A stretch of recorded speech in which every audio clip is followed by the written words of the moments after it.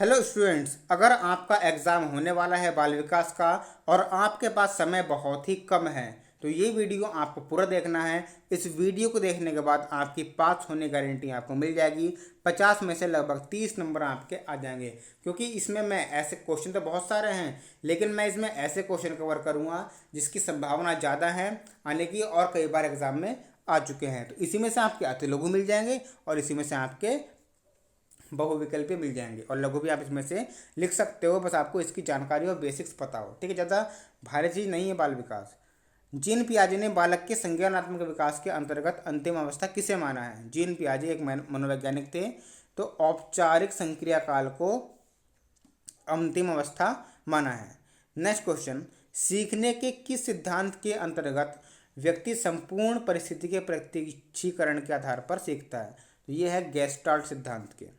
ठीक है, अगर एग्जाम में ये भी आ जाए गेस्टाल्ट सिद्धांत क्या है तो आप इसको लिख सकते हो। नेक्स्ट क्वेश्चन इंपोर्टेंट, बालक में पाए जाने वाले जन्मजात अभिप्रेरकों के नाम कौन कौन से हैं? बालक में जो जन्म से पाए जाते हैं आपको पता है, भूख, प्यास, नींद, होम्योस्टेसिस, तापक्रम का नियमन, मात्रक व्यवहार, काम, पलायन, युत्सा, जिज्ञासा, क्रीड़ा या हास्यविनोद। नेक्स्ट क्वेश्चन, प्राप्तांक जो किसी प्रदत्त को दो बराबर भागों में बांटता है क्या कहलाता है? वह कहलाता है मध्यांक। नेक्स्ट क्वेश्चन मोस्ट इंपोर्टेंट है, अधिगम धारणा, पुनः स्मरण तथा पहचान आदि प्रक्रियाएं किसके अंतर्गत आती है? स्मृति के अंतर्गत आती है। क्या आती है स्मृति के अंतर्गत? अधिगम धारणा, पुनः स्मरण मतलब पुनः याद करना, जो आपने पहले याद कर चुके हैं उसको रिपीट करना, रिवाइज करना, या पहचान। वे प्रेरक जिन्हें व्यक्ति अपने प्रयासों से प्राप्त करता है क्या कहलाता है? व्यक्तिगत प्रेरक। अब क्वेश्चन यहाँ से ऐसे भी बन सकता है कि व्यक्तिगत अभिप्रेरक क्या कहलाता है, किसे कहते हैं? तो आप लिख दोगे वे प्रेरक जिन्हें व्यक्ति अपने प्रयासों से प्राप्त करता है व्यक्तिगत अभिप्रेरक कहलाता है। वह शक्ति जिसके कारण व्यक्ति अपने कार्य को करने या ना करने के लिए बाध्य हो जाता है। प्रेरणा, प्रेरणा मतलब मोटिवेशन, इंस्पिरेशन। बाल विकास के अंतर्गत बाल्यावस्था की अवधि कौन सी मानी जाती है? तो बाल विकास के अंतर्गत देखिए, वैज्ञानिकों इसमें क्या नाम है, मनोवैज्ञानिक हैं, उनके बीच में इसमें मतभेद बहुत हैं।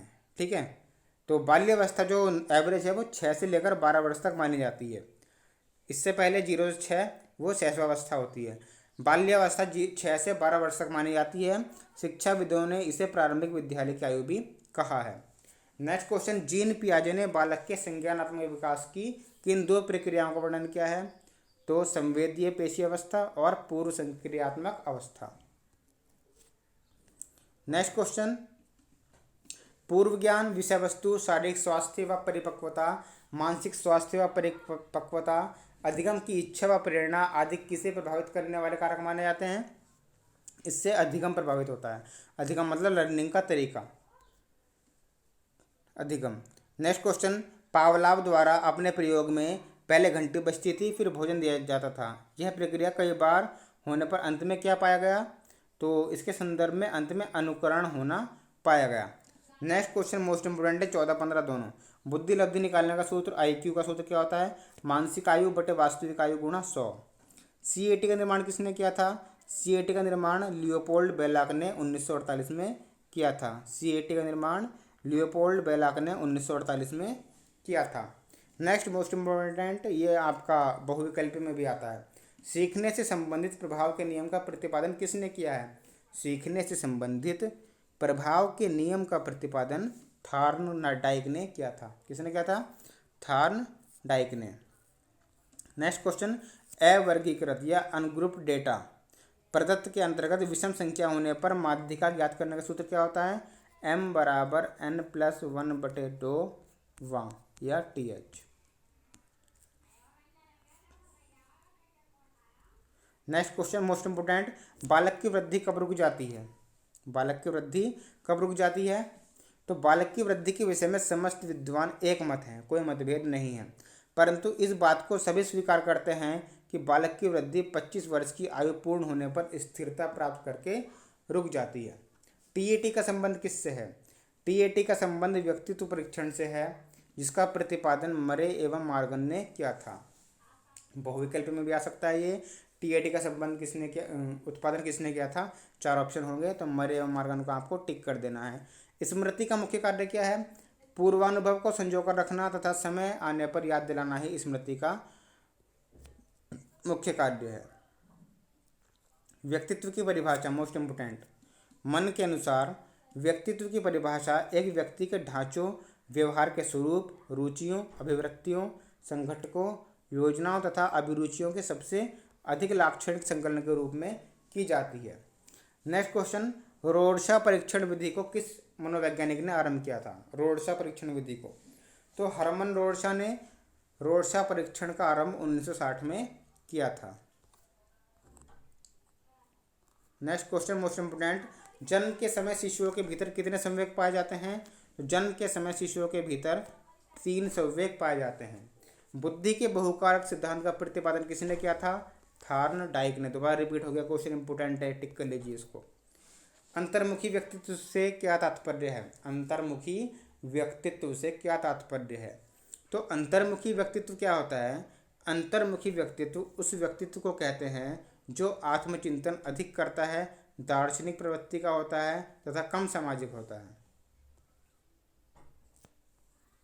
सामान्य बौद्धिक स्तर के बालक की बुद्धिलब्धि कितनी होती है? 90 से 109 तक इसकी बुद्धिलब्धि होती है। बुद्धि परीक्षण के लिए प्रयुक्त होने वाले टीएटी परीक्षा का निर्माण किसने किया? अभी आया था क्वेश्चन, मरे एवं मॉर्गन ने। अभिप्रेरणा का क्या अर्थ है? इसको हम बोलते हैं इंग्लिश में मोटिवेशन। ठीक है, मोटिवेशन बोलते हैं अभिप्रेरणा को। अभिप्रेरणा एक ऐसी प्रक्रिया है जिसमें सीखने वाले की आंतरिक शक्तियाँ या आवश्यकताएं उसके वातावरण में विभिन्न लक्ष्यों की ओर निर्देशित हो जाती हैं। हल के अनुसार सीखने की प्रक्रिया का आधार क्या है? तो हल का मत है कि सीखने की प्रक्रिया का आधार आत्म संशोधन है। सीखने की कोई एक परिभाषा लिखिए। तो वुडवर्थ के शब्दों में नवीन ज्ञान व प्रतिक्रियाओं को अर्जित करने की प्रक्रिया को अधिगम कहते हैं। बच्चों के भाषा विकास में अवरोधन के 2 कारण लिखिए। ध्वनि दोष के कारण भाषा विकास में अवरोधन हो जाता है। बाल विकास के अंतर्गत शैशवावस्था की आयु कितनी होती है? मोस्ट इंपोर्टेंट है। कोई जन्म से 5 वर्ष बताता है, कोई जन्म से 6 वर्ष बताता है। अनेक वैज्ञानिकों के मनोवैज्ञानिकों के मतभेद हैं, लेकिन जन्म से 5 वर्ष की एवरेज मानी गई है। थॉर्नडाइक ने अपने सिद्धांत के अंतर्गत कितने नियमों की चर्चा की? 3 नियमों की। मोस्ट इंपोर्टेंट है। प्यास, भूख, निद्रा, प्रतिष्ठा में कौन सा अर्जित अभिप्रेरणा के अंतर्गत आता है? अभिप्रेरणा से। ये तो सब जन्मजात हैं, लेकिन अभिप्रेरणा में आता है प्रतिष्ठा, आपका मान सम्मान। सीखी गई स्मृति को पुनः स्मरण रखने की असफलता क्या कहलाती है? मतलब अगर आपने कोई चीज़ सीख ली है और फिर आपको दोबारा याद नहीं आ रही है, तो उसको हम बोलते हैं विस्मृति। विस्मृति मतलब भूलना। बालक के केंद्रक में सामान्यतः कितने गुणसूत्र होते हैं? 46 या 23 जोड़ी। ठीक है, दोनों ठीक है। अधिगम स्थानांतरण को आप क्या समझते हैं? मोस्ट इंपोर्टेंट है, सीखने के स्थानांतरण से आशय है किसी विषय के सीखने से उपलब्ध ज्ञान अथवा किसी कार्य का अभ्यास कार्य करने से प्राप्त होने वाले प्रशिक्षण का दूसरी परिस्थितियों में प्रयोग करना सीखने के स्थानांतरण कहते हैं। वैयक्तिक एवं सामूहिक बुद्धि परीक्षण में प्रमुख अंतर बताइए। तो वैयक्तिक बुद्धि परीक्षण व्यक्तिगत रूप से प्रशासित किए जाते हैं, जबकि सामूहिक बुद्धि परीक्षण समूह में प्रशासित किए जाते हैं।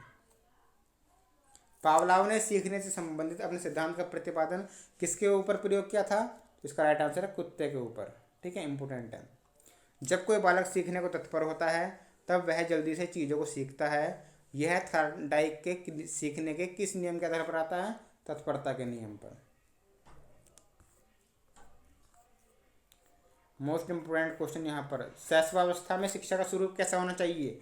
शैशवावस्था में बालक को दी जाने वाली शिक्षा उसके भविष्य के विकास की नींव का कार्य करती है। इस समय उसे भाषा, आचार विचार, नैतिकता, आदत निर्माण की शिक्षा दी जानी चाहिए। बाल्यावस्था में मानसिक विकास की 2 विशेषताएं लिखिए। तो बाल्यावस्था में मानसिक विकास की 2 विशेषताएं क्या है? बाल्यावस्था में बालक की ज्ञानेंद्रियां प्रौढ़ होने लगती हैं। बाल्यावस्था में बालक संवेदना से प्रत्यक्ष ज्ञान की ओर बढ़ने लगता है। बुद्धिलब्धि का सूत्र IQ बराबर मानसिक आयु बटे वास्तविक आयु गुणा 100 मोस्ट इंपोर्टेंट है। बालक में विस्मृति कम करने के 2 उपाय। विस्मृति क्या होता है? भूलना। किसी वस्तु को स्मरण करने में पूर्ण ध्यान होना चाहिए। कोई अगर हम याद कर रहे हैं चीज़ को दिमाग पे जोर डालकर, तो उसमें हमें पूरा ध्यान कॉन्सेंट्रेट होना चाहिए। दूसरा, याद करते समय पूरा विश्राम करना चाहिए, स्मरण के पश्चात विश्राम कर लेना चाहिए। प्रतिद्वंदिता, कंपटीशन इसको हम बोलते हैं इंग्लिश में। तो प्रतिद्वंदिता क्या है? जब कोई व्यक्ति विभिन्न समूहों या व्यक्तियों से अधिक श्रेष्ठता स्थापित करने के लिए प्रयास करता है तो उसे प्रतिद्वंदिता कहते हैं। सीखने में पठार के 2 कारण और उन्हें दूर करने के उपाय बताइए। सीखने में पठार मतलब सीखने में दिक्कत। तो क्या दिक्कत आती है? प्रेरणा का अभाव, प्रेरणा नहीं है, किसी इंस्पायर नहीं किया हमें, ठीक है, या कोई टारगेट नहीं है। दूसरा, अभ्यास का अभाव, अभ्यास नहीं है सीखने का। दूसरी, उपाय क्या क्या है इनको दूर करने के? विभिन्न साधनों से अभिप्रेरणा देना, मतलब मोटिवेट करना, शारीरिक और मानसिक थकान को दूर करने के उपाय करना, और आदतों को सुधारने का प्रयास करना। क्योंकि कुछ विद्यार्थियों में, बच्चों में क्या होता है, आदत नहीं होती है पढ़ने की, इसलिए वो पढ़ नहीं पाते हैं। थारकनाइड ने कितने मुख्य नियम बताए हैं? 3 नियम। अभ्यास का नियम, तत्परता का नियम और प्रभाव का नियम। अधिगम की 2 प्रभावशाली विधियां कौन कौन सी हैं? तो अधिगम की 2 प्रभावशाली विधियां हैं, करके सीखना और अनुकरण द्वारा सीखना। रुचि एवं सिद्धांत ध्यान में अंतर्गत संबंध बताइए, मोस्ट इंपोर्टेंट है। रुचि और ध्यान एक सिक्के के 2 पहलू हैं। एक के अभाव में दूसरा नहीं हो सकता, क्योंकि किसी कार्य को हम ध्यानपूर्वक तभी कर सकते हैं जब उस कार्य में हमारी रुचि होगी। स्मृति क्या है? मोस्ट इंपोर्टेंट है। स्मृति क्या है? स्मृति का अर्थ है याद रखना। और वुडवर्थ के अनुसार जो बात पहले सीखी जा चुकी है उसको याद करना है, स्मृति कहलाती है। और विस्मृति क्या है? किसी चीज़ को भूल जाना। चिंतन क्या है? चिंतन एक ज्ञानात्मक प्रक्रिया है। इसका आधार प्रत्यक्षीकरण और स्मृति होता है। यह प्रक्रिया किसी समस्या के उपस्थित हो जाने के कारण प्रारंभ होती है और उसके अंत तक चलती है। अभिप्रेरणा क्या है? अभिप्रेरणा को अंग्रेजी मोटिवेशन कहते हैं। यह अंग्रेजी के शब्द मोटिवेशन का हिंदी रूपांतरण है। अधिगम ये आ चुका है, वातावरण भी आ चुका है, स्मृति भी आपको पढ़ा दिया गया है, ठीक है। तो ये आपके मोस्ट इम्पोर्टेंट क्वेश्चन थे। अगर आपने ठीक से पढ़ लिए हैं तो एग्जाम में आपके काफ़ी अच्छे नंबर आ जाएंगे। अति लघु और बहुविकल्पी आपके सब यहीं से मिलने वाले हैं। तो मिलते हैं नेक्स्ट वीडियो में। Thank you.